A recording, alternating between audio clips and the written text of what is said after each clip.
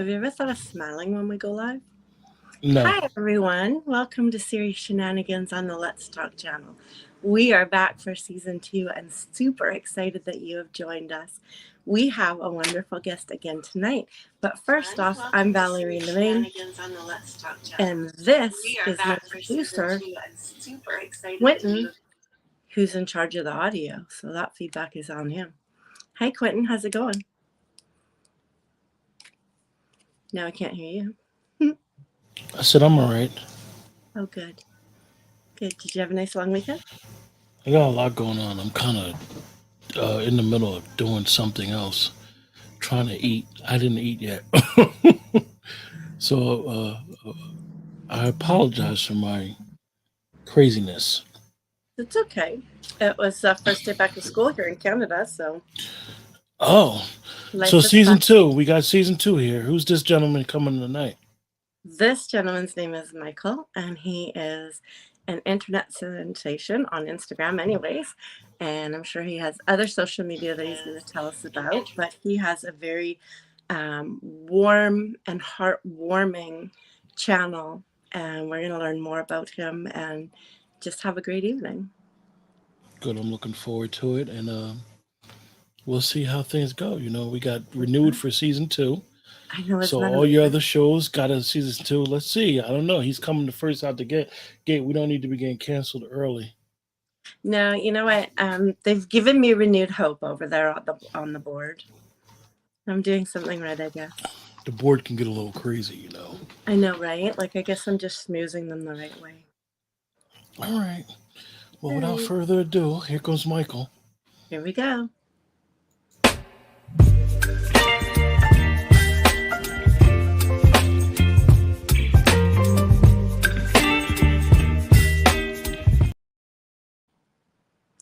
Hi, welcome.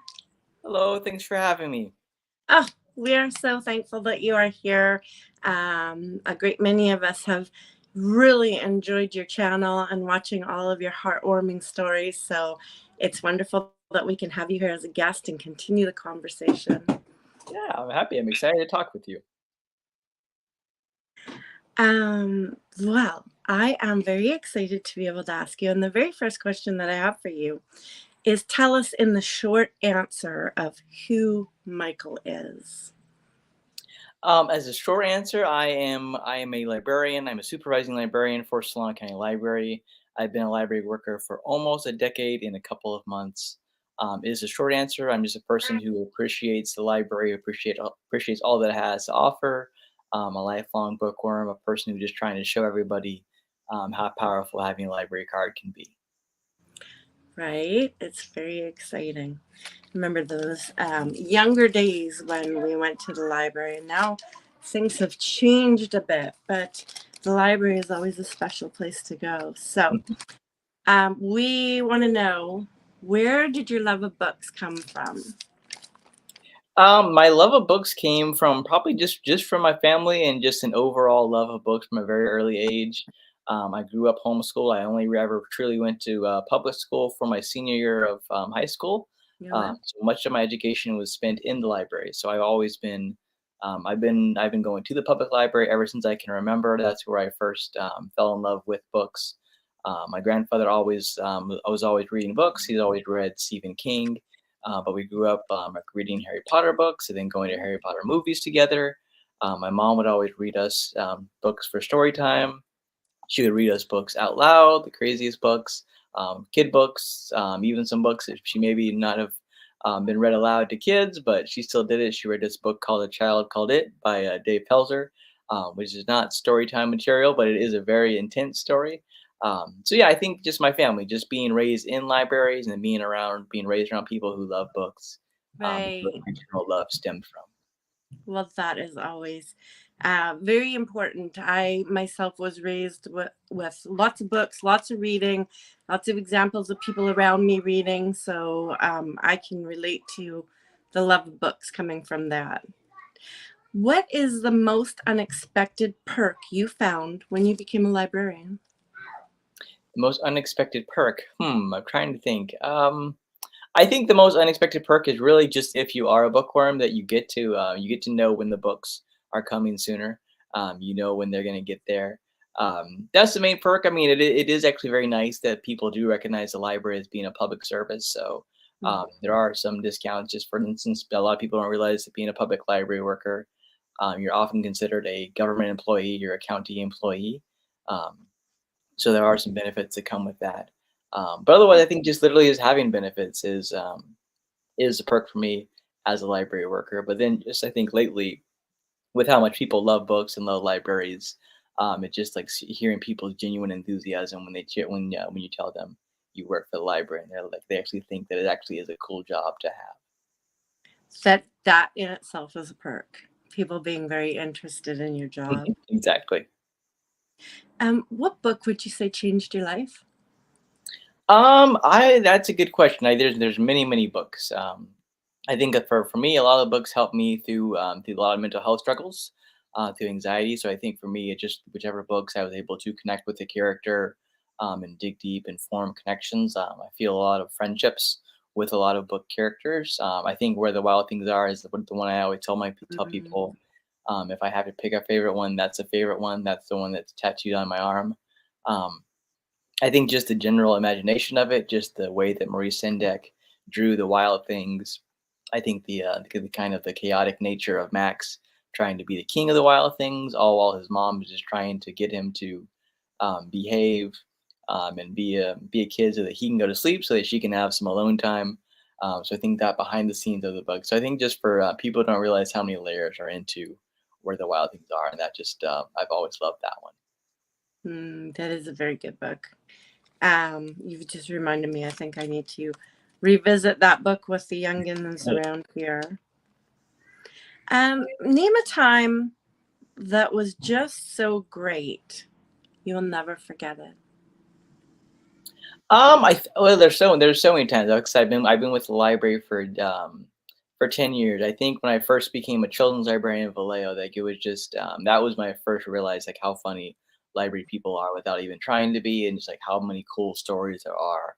I think going to different schools, going to different sites, doing story time, and understanding that often like it would just that connection of the library to the schools to the community. We wouldn't even always read a bunch of books. Sometimes it would really just be conversation, telling them about things coming up at the library, and then just kind of just listening. I think that's the power of library workers is going out of the community and listening, giving people a chance to tell their story.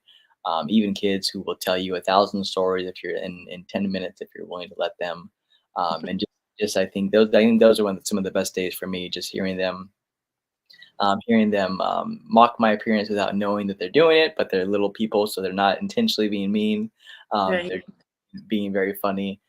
Hearing them talk about my hair, trying to have me do different Fortnite dances shows you when I was doing different visits. So I think those are the best days for me, just being able to go out into the community, and represent the library to all the kids and families and anyone who listen about the library. That sounds like so much fun. Let me see. What is the most challenging part of your work? I think the most challenging part is the part that people don't expect about the library. That as much as like even I like to show like how great it is being a library worker, that it is not an easy job at all. There's a lot of stress that comes into being a library worker, just because everybody is welcome at the library. That often means that there are the unhoused are welcome to come in from whenever we open to whenever we close, and that sometimes creates some tensions for people, just because they always operate on being on the defensive. And so as library workers, we have to kind of break down those walls and show that we're not asking them questions so that we can kick them out. We're just trying to honestly connect with them so that we can be authentic and genuine in saying that the library is for everybody. And just wearing different hats as library workers. It's Mm. still like libraries aren't um, poor, but they'd also don't get all the funding that they do deserve. So sometimes the buildings need some help, and it's doing different things. There's different elements. We're not mental health workers, but we often deal with a lot of mental health things just because of the community trusting us, and other various questions that we're not experts in, but we just do various research for people. So I think that's like the unexpected part is just how hard it can be being a library worker. But in working with library workers for the last 10 years, I've seen how passionate they are, and that no matter what the struggle is, they're always going to keep on going because they care that much about the community. Okay, so when I designed that question, I was really curious because, of course, there's what we see when we go to Mhm. the library. Everybody just, mulling around, getting books returned and put back on the shelves, and maybe story time or talking with people, but we don't see the behind the scenes. So I was like, I wonder what the biggest challenge is. So that was really an interesting and eye-opening answer. Okay, this is one of my favorite questions. I ask this in every show. So actually, I'm gonna say this since I just was saying every show. I just want to take a minute and thank everybody if you've joined in the room, whether you have logged in and we can see your comments, or whether you are watching without logging in, so we don't even know you're here. Thank you so much for being here. If you're watching this on replay, welcome. We'd like to welcome you to subscribe to the channel and hit the notification bell. And I'd also like to take a moment to thank our producer, Quentin Ford. There we go. The business out of the way. This is my favorite question. And the reason why it's my favorite question is because if anybody asked me this, they could ask me daily and my answer would change every single day. So with that in mind, name 3 people from history that you would really enjoy to have dinner with and sit down and have a great conversation. It can be current or all the way past. And it's 3 people. Wow. Yeah, right? That is tough. Right? I think I would love to have dinner with definitely with Mr. Rogers. Mm. Man, that is tough. Only 3. So I would say Mr. Rogers, Betty White. Oh, yes. And who would be the third one? That's a tough one. There's many people. I feel like the list is like 50 people long, but definitely Mr. Rogers, Betty White, and I would say probably Beverly Cleary. Beverly Cleary's books meant a lot to me. So she was the one who I think she was over 100 years old. She was the one I thought like, oh, I could have met Beverly Cleary, but just too late. Well, this is the first time that I get to see this. I'm inviting myself to that dinner. Betty White and Mr. Rogers and Beverly Cleary. That is an incredible dinner and conversation night. A few different Beautiful. personalities, that's for sure. Right? That would be so much fun. And Mr. Rogers was so in depth. He Mhm. really did a lot in the community and just had an incredible personality. Very much so. Yes. If you left being a librarian behind, what would you choose as a career? Oh, I don't know what I would choose. I think I always thought I would be. Well, I always thought I would be different jobs growing up. I never thought that I would be a librarian. I think that's something people don't know. Is I never this never was my dream to become a librarian. I didn't realize it was a possibility. I think I've always been interested in nursing. I always thought that was that would be a fun, interesting, powerful, impactful career. Just being able to help people with their various ailments. Unfortunately, I just I would never big into science. I could have done it and like just made my way through, but I feel like I would have just been miserable taking all those science courses, which of course I understand is a major part of being a nurse, which is also very funny because technically my degree is in library and information science. So even though Science, right? I'm science isn't the biggest thing to me, it took on aversion. But yeah, I've always thought that I think the nursing would be a very cool, rewarding career. I always admire all the nurses that I've come across, and just am very impressed with all that they do and have to manage inside their brilliant brains. Absolutely, absolutely, and carrying personalities, Exactly. which you would definitely fit in. So, listen to this next question. You are definitely a people person. Do you have any secret talents that you want to share with us? I don't. People ask that sometimes, and I don't feel like I have any secret talents. I even wonder sometimes what I'm doing in the library. I think I just have a friendly personality. I just like talking to people, just seeing how they're doing. I like learning people's stories. I guess the only, I guess, like hidden talent would be I used to be very good at running. I recently got Okay. back into it, but I ran a marathon before, a couple half marathons. So I guess a version of fitness and running. Yeah. But I'm dabbling in some other things, trying to get more into photography, just to appreciate the pictures and the nature of the world and of humans. Getting more into art. I can't draw for anything, but just I've always been fascinated by people who can. I think that's what I've always loved about books from an early age was the illustrations. I think that's what drew me in and connected me to. So Mm. nothing. I don't think so. I think I'm more so my hidden talent skill is more so trying to highlight other people's talents and skills, and celebrate and cheerlead for what they're doing. That is a talent. That is a usually a natural born talent, but it really is, and it's so important in this world. Okay, what book are you convinced that the whole world would either enjoy or learn the most from? Enjoy or learn the most from? Either Um, one. trying to think. Yeah, at some point in their life, or for every age, or all the above. Yeah. I mean, you can disseminate your answer, but I had to make it pretty generic so that you could take it wherever you wanted it to go. Yeah, I think there's a few different ones. I think Front Desk by Kelly Yang is about a young girl and her family who immigrated to America, and are running a motel in California.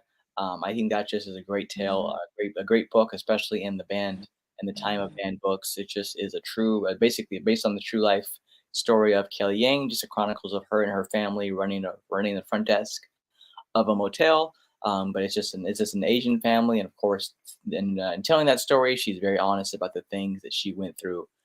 So it's a very good look into a young person's life, as far as experiencing racism and other hardships, and then just family dynamics, which I think even if you're not truly struggling, family dynamics are always an interesting thing. And Front Desk by Kelly Yang does an incredible job of doing that. I think later on in life, I think one of my favorite books recently is a very difficult title, but it's I'm Glad My Mom Died by Jeanette Mhm. McCurdy. Jeanette McCurdy, the former I believe Nickelodeon or Disney star. She's a bit younger than I am, so I didn't watch the show that she was in.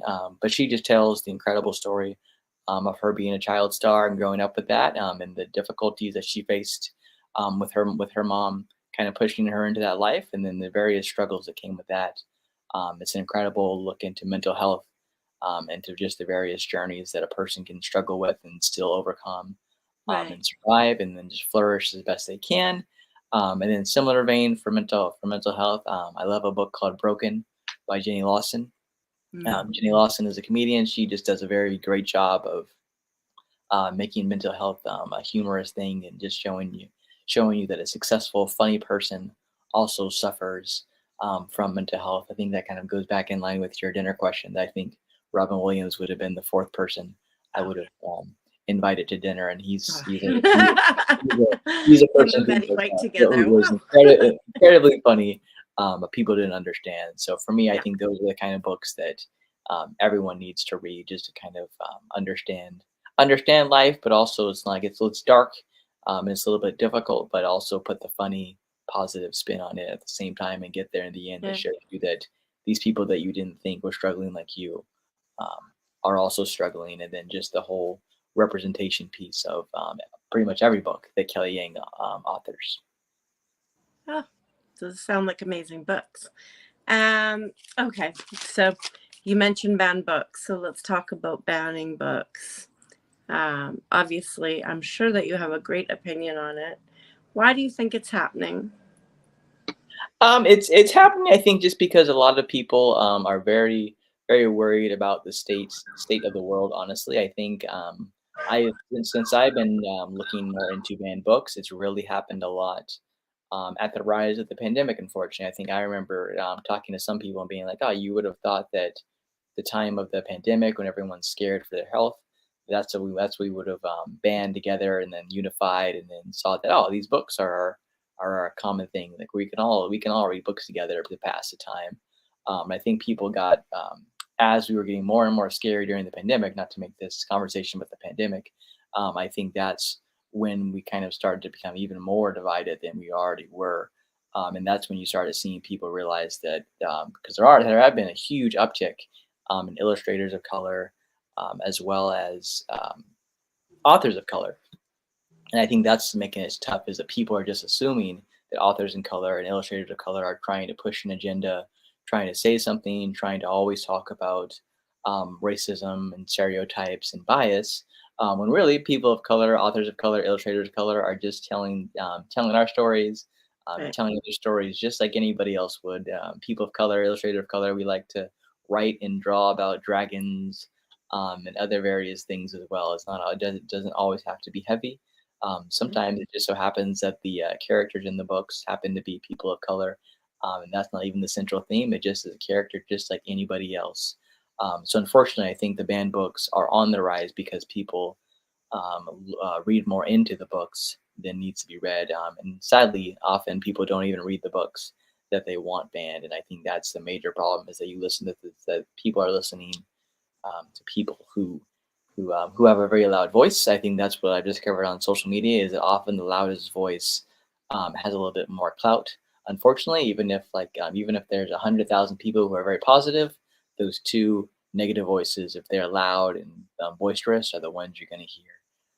So I think Mm. if we can convince more people just to read the books for themselves and just continue just showing what they are, that's when we get better. But to answer your question, I think it's just that we're more divided and people are worried and scared, and that's what's making them try to target the books as a last resort. Mm. So, do you think that banning books is a trend that's going to eventually end? Do you think it's going to continue? Do you think that things will balance out in society, and that that little glitch will stop? Because there is quite a backlash over it. It is. I don't honestly know. I think a lot of leadership decisions have to be made across the United States. There are unfortunately some leaders in various states who make it very difficult. Where even if everybody in the state wants to stop banning books, some of the leaders unfortunately feel the opposite way, Hmm. which makes it very tough because those are the people making the decisions. But I like to think that years from now that we will see a huge drop in how many books are banned. I don't think we're ever going. I don't think we're anywhere close to a place where books are not banned. Because honestly, I think I don't. So I don't really think that books should ever be banned. There's very rarely been a time where I've read a report of a book being banned and be like, I can see why they did that. But I have come across a couple of reports where people have made some good points about why they think a book should be banned. They'll pull out some quotes from various books and say, "Oh, I don't know if this is suitable for a child for a student my child's age," and I get where they're coming from. I just think that banning is a drastic measure. It's one thing to say that it's not right for your child to give you that decision, but for me, I think what people don't realize about banned books is that when you ban it, you're banning it for everybody, and that takes the right away from another person to read it, and that's what makes it difficult for all books. But Right. I am hopeful that I think maybe 5 years from now, um, people will start reading the books, and we won't just see books banned simply because it's by an author of color or an illustrator of color. For instance, Jerry Craft's New Kid is essentially a banned book just because people are afraid of what they think the content is. When in all actuality, the book is simply a graphic novel about a young black boy and being the new kid in school, and just goes through the journey of that. There's nothing complicated that's discussed in the graphic novel. People just saw what it was, what it looked like, saw Jerry Craft's amazing illustrations, listened to some other opinions, and then they decided, oh, it must be true. We're going to ban this book. So I think once we all start reading more of these books, and everyone's like, "What were we talking about? These books are just amazing. They're just writing Right. them for kids, just like they were when they were kids." That's so much better. So that's why I like to highlight kids so much in their joy because I don't think kids are concerned about this. They just want to read books. I went to schools and sites all the time and would take them all sorts of books by various people. And so many times, people would turn to their fellow classmates and give them a book because they saw a kid on the cover that looked like their friend, and they're like, "Hey, maybe you'll like this book. It looks just like you."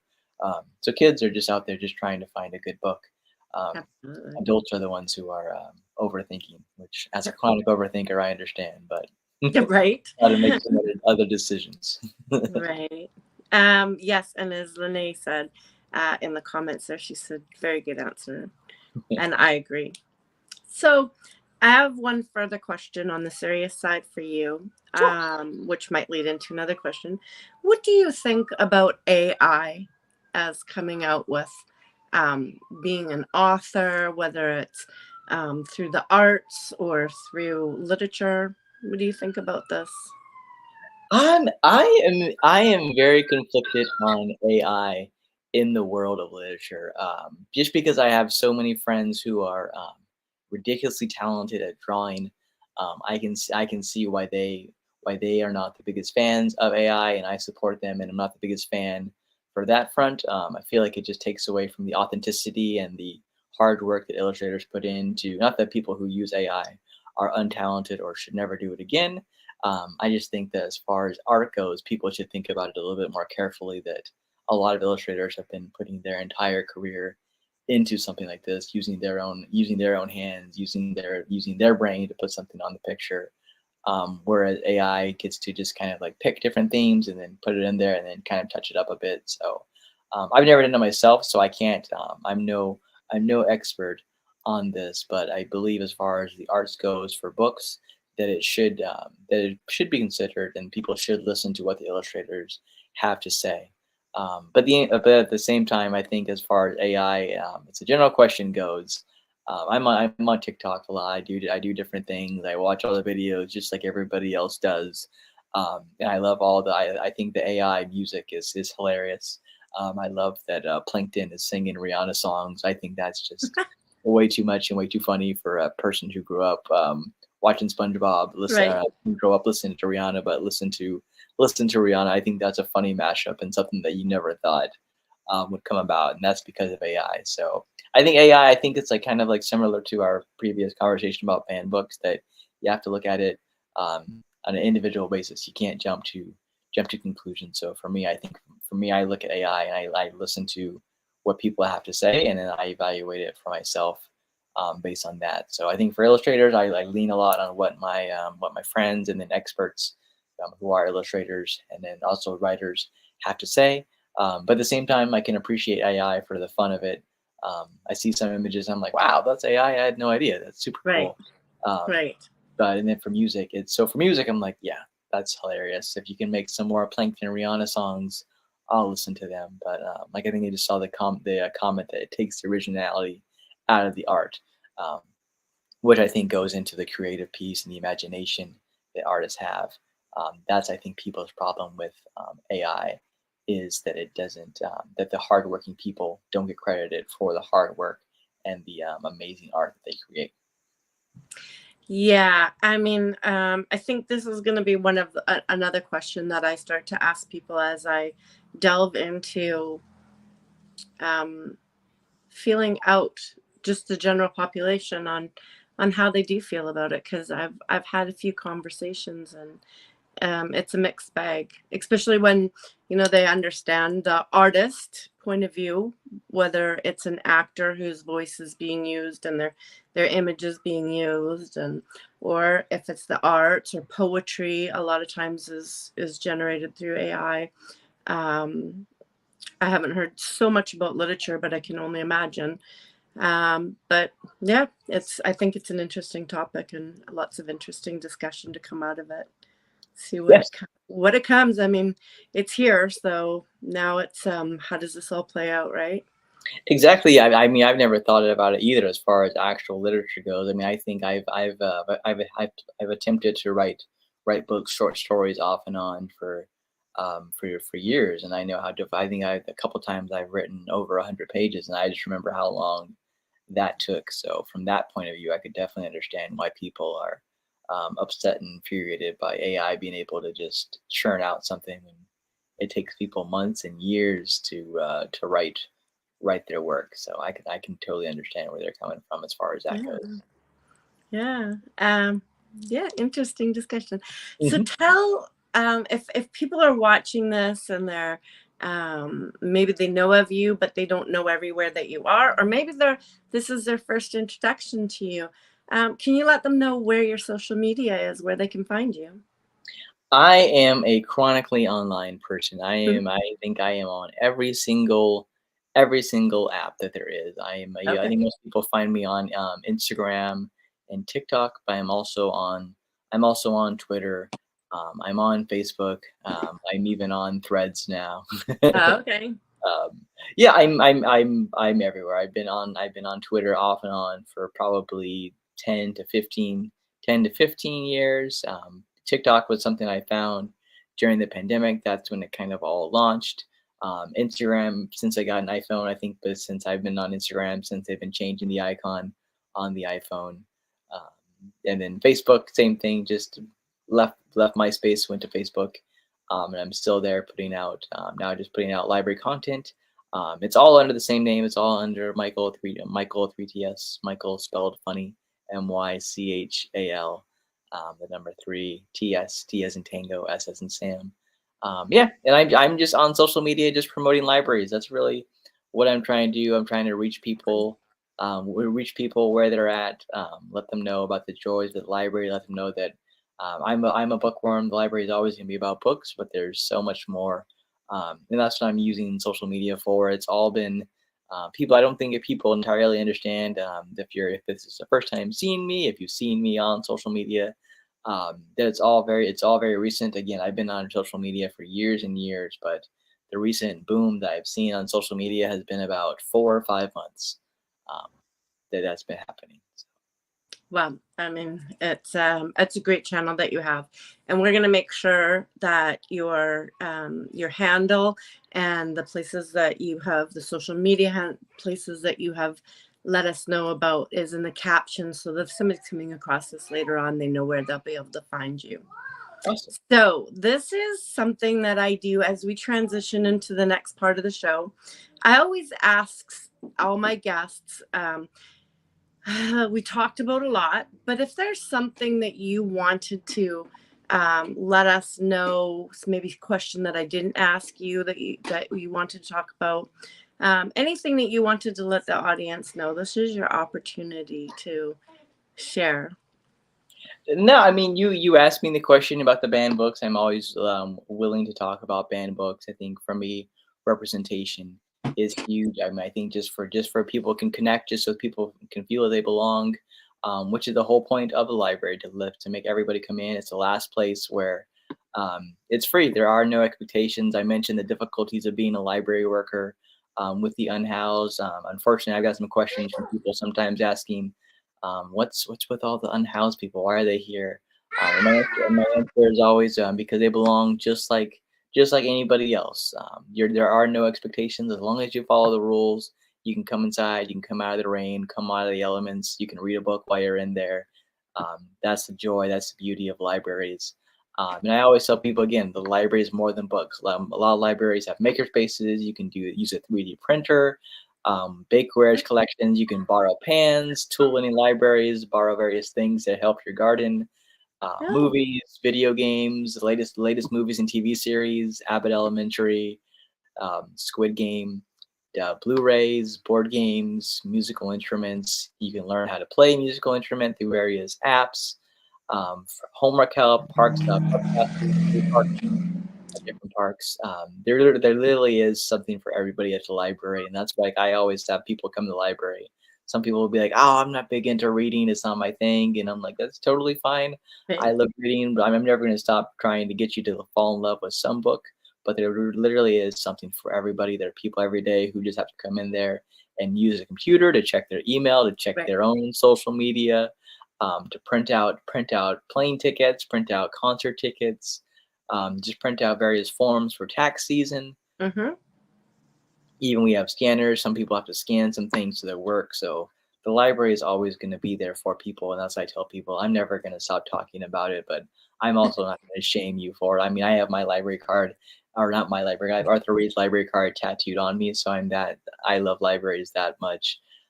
So I think that's my elevator pitch is that and I think that's what I bombard people with when they come to the libraries. I'm just trying to create an environment where people can work great.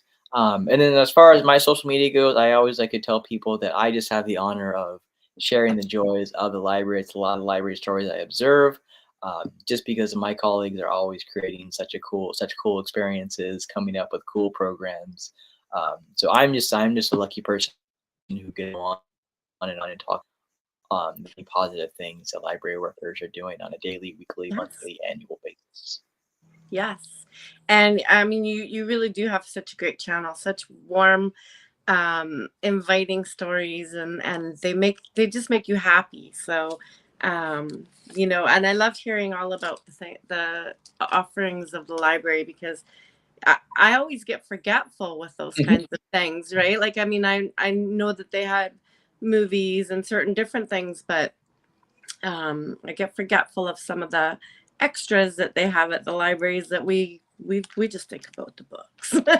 No, it is. And I think a lot of people, like you said, a lot of people don't know like the even behind the scenes things that I mentioned, and I didn't know it until I started working for the library. Until I applied, I had no idea that there was more jobs besides just librarian. I think for a lot of people, I mentioned all like the fun things that you just said, and I said that libraries have, and then there's always people who are like, "Oh, my library doesn't have that," and I encourage those people to talk to their local library, to talk to their city council people, and tell them that's what you want from the library, because that's really what a lot of Right. that's how a lot of those things get started is by word of mouth, by popular demand. So if you want a tool in the library, let the library know that that's what you want. Just keep on telling them. The more community support the library workers have, um, the higher the chances of us to be able to help you out and get what you're looking for, so that you can keep on coming back and uh, increasing the library cards and increasing library visits. That is great advice, and I think that I know a lot of people who are in the community that I run in. They're going to see this and say, "Oh yeah, I'm all over that," which is your pitch worked, and that's what we're here for. So at this point, we're going to slip into the funnier side of things, hopefully, anyways. So, sometimes it's funny and sometimes it's not. But as I said, the point is that we're going to have fun trying to get to the fun. So we have a couple questions for you. And here at Series Shenanigans on the Let's Talk channel, we do have some prizes. But I will preface it with the fact that shipping and handling is all on you. um, Where else in life have you successfully applied the Dewey Decimal System? Oh, Like your I cutlery drawer or medicine cabinet? no, I nowhere. I am a person who does not. Um, I am not a person who really even. I'm not even a library worker who really goes by the Dewey Oh, Decimal System. When I was a shelver, I think I had it pretty memorized. I knew where a lot of things were, but there are often times where I have to go back and say, let's find out where this section is together. We need to learn how to do this. I'm purely doing it just because I forgot where it is in the Dewey Decimal there you System. go. But I think I think the funnest place where I see it implemented is people get their favorite Dewey Decimal System tattooed. So Oh, a there lot of you go. a lot of library workers. Well, I'm covering tattoos, so we always exchange tattoos. And I'll see people who like get their favorite thing. Like if they like gardening, they'll get like a shovel tattooed, Right. and then the Dewey Decimal number for gardening tattooed. And I think that's pretty cool. That is cool. So I think your answer would probably tee off Mr. Dewey, but cheers to you on that. Somebody just popped into my studio and handed me a special drink, so I am going to partake. There you go. What is the loudest thing you will allow in the library? I love loud in the library days. I am actually upset some people by telling people that I like a loud library. A couple. I've never shushed anybody, but I've been shushed as a library worker. And as you've seen, I don't have a very loud voice, but just having fun with my colleagues, and even sometimes by other library users. I've been told by people to shh, please keep it down. I think my favorite thing the libraries have allowed that's loud is a few months ago, actually probably even a couple months ago, the Vallejo Springsound Library had a punk rock show uh, Oh, cool. in the back of the library. So there were various punk bands playing their That, music. that would be loud. It's just That would, kids doing some library moshing, if you will, out there and just having fun. So it was cool to be in the library, looking outside and just hearing loud music being played. But oh, also, I think just in the kids section, I just allow kids to be kids. I really rely upon their grown-ups to say, "Come on, use your library voice." I kind of take it as a badge of honor if I hear kids being loud in the library. I'm like, that means that they're having fun at the library. I'm all for it. Um, if people are really studying, I may say, "Hey, come on, guys, we got some people studying." But most of the time, I'm like, "Oh, it's cool. It's gonna be noisy for a little bit. They're here right after story time, right after the program. That means we did a good job. They're right. they're having fun." Oh, that's good. Well, my next question you just squashed already, but I'm still gonna say, I gotta say it because I still think it's funny. Do you shush people at home? Apparently not. At home, oh, I shush my cats all the time. There are two cats. I'm surprised I haven't had to shush them quite yet. This is the longest that they've ever gone. That was with- a really bad time for me to take a drink because I was not expecting that answer. Friends, family members, I don't shush, but the two cats that live here with me, they get shushed They get on shush. an Okay, okay. hourly basis. I named one of them Machine Gun Kitty, so I kind of asked for her to be making noise all the time. Oh, that's cute. If you had a theme song that you that played every time you made an entrance, what would it be? That's another great question. I always get I always I'm a library nerd, and I always get like pumped up from the Reading Rainbow theme song. Yeah. I grew up. I mentioned Betty White. I've always loved the Golden Girls theme song. I've watched Golden Girls for a very long time. So long. I think as a kid, it was like that shame show where you're like, I watched Golden Girls, and now I say it.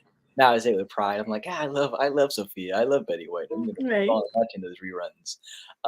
But I think if it played, it would probably be. I've always, for whatever reason, liked the Law and Order SVU Oh, theme song, the little dun dun.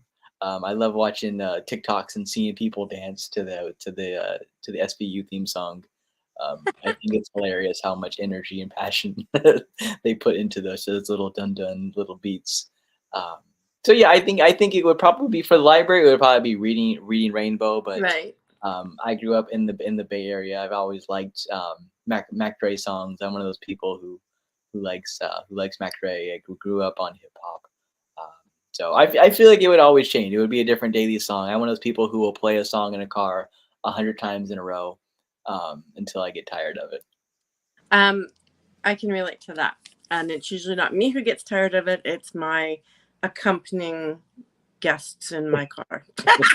But They need a new so track. I think our producer Quentin is obviously doing double duty because he said that he is so busy because he is the master of sound effects and he has that dun dun from the Law and Order and he like overly plays that during the serious shenanigan part of the show. And so I can tell as soon as you said that he is otherwise busy trying to do something else because he would have played it. Okay. This is still one of my favorite questions for the funny stuff. If you are now a thief who only steals things that slightly inconvenience your victims, what are you taking from their homes Oh, or places of work even, I guess?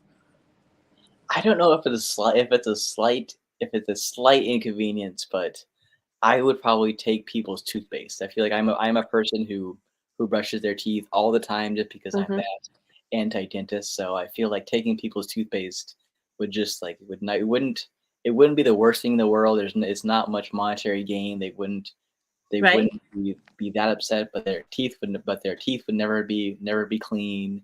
Their breath would always stink. I just feel like that would be like a good way That's to a get good under one. people's skin for less than $5. Right. Because have you ever like either run out of toothpaste and you brush your teeth without the toothpaste and it's just not the same. It's not, even if you have to go to the store and just buy mints or gum, But it's not the yeah, same thing it's as like no, it's just brushing not the your teeth. same. And I would be very upset, very personally, because I only use cinnamon toothpaste and it's extremely hard to find. So I'd be pretty mad at you. Yes. That would almost be worse if you just started swapping out everybody's toothpaste for a different type of toothpaste. Right? Yeah. Give everybody kids toothpaste and right? Okay. Do you eat gummy bears?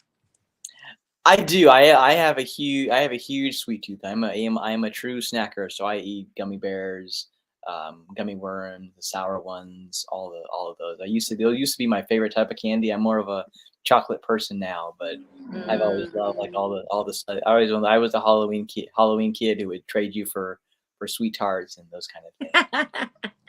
So do you think that bears everywhere are going to show up and protest now that you've come up with this? They might. I wouldn't be surprised. Oh,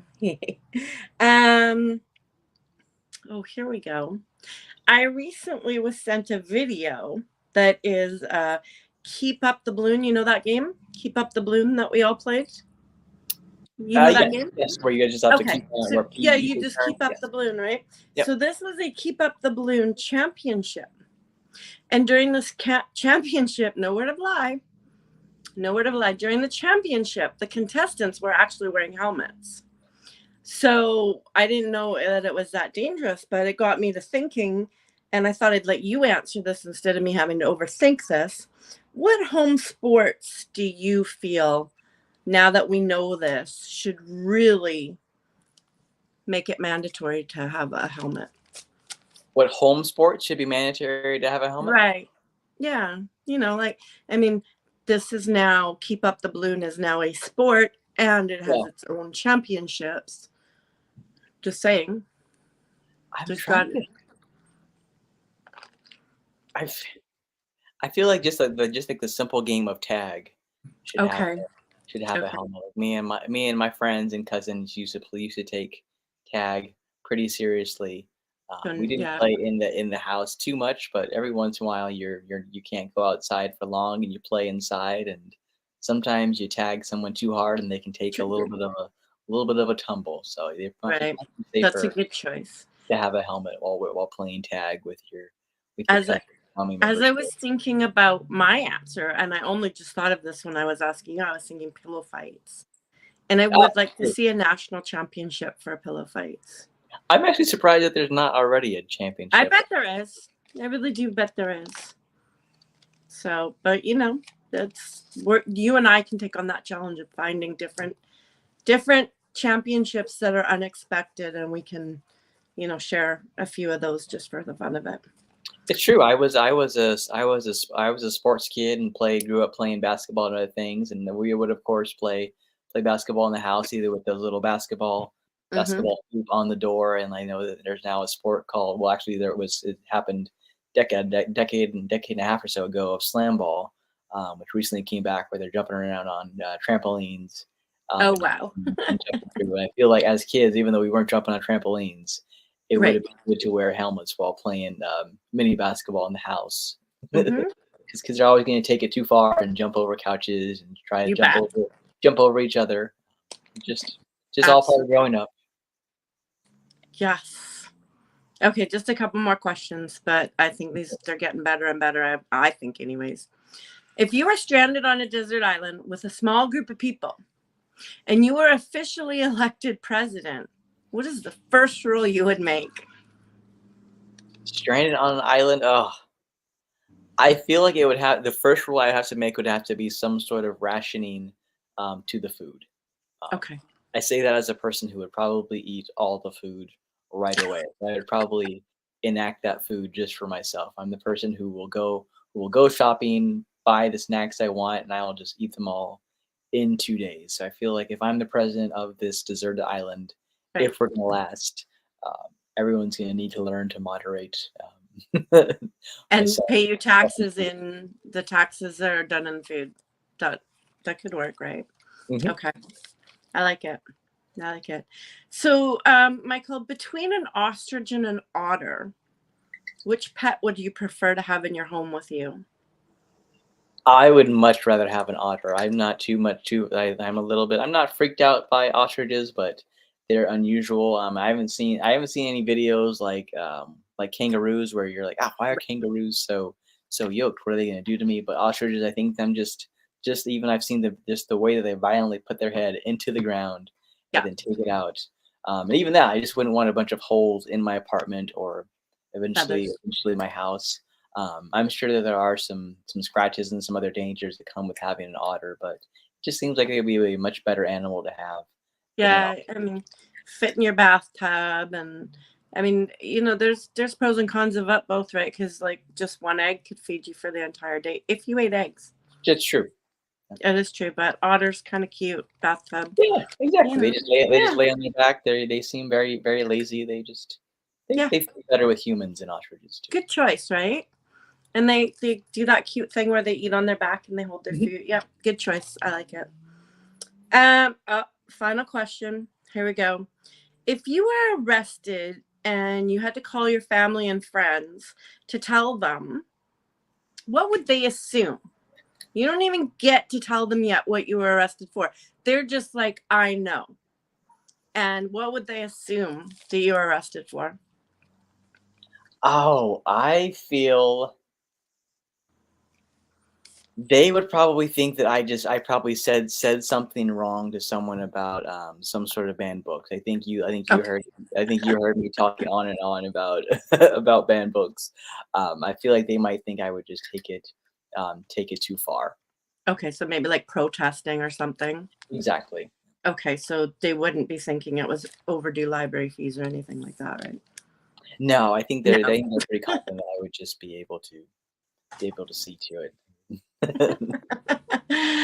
um, well, you know what? Here we do some pretty crazy things. And one of the things that we do is we offer up each of our guests an Amazon card. So I don't know if I have the ear of my producer right now, but he has the ear of the board.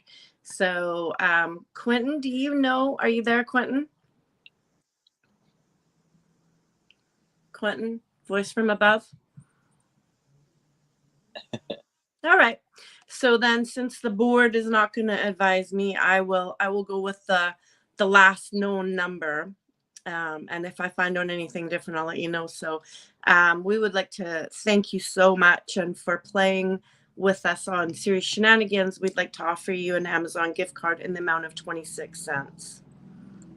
I really appreciate it. That's going to be a great gumball.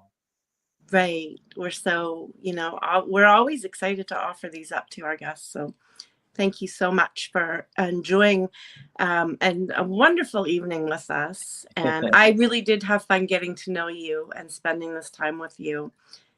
You're very well spoken and a very warm individual. So thank you so much for spending the time with us here tonight. Thank you. I really appreciate it. It was great to meet both of you. I look forward to hearing from any other future people. I always welcome the opportunity to talk about the joy of libraries and just to have good conversations about funny and serious things. So I really appreciate you. Oh, thank you so much. Well, I'm going to try and sign out here and see if our producer takes us off the air, but we'll see what happens. Everybody, we are so thankful for you spending the time with us on Serious Shenanigans. Our guest tonight is Michael, and you can find him at Michael3TS on Instagram, Facebook, anywhere your social media takes you. You are going to find him there for some heartwarming stories about the library. So for more shows that we bring you with guests like Michael and other guests that we've had in the past, hit the subscribe button, hit the notification bell. There are many shows on Let's Talk on different nights, various styles of shows. So if you like mine, you'll get notified that I'm on again in future weeks. So thank you so much, everybody. And thank you again, Michael. Quentin, if you can hear us, you can take us off the air now. We're saying goodbye.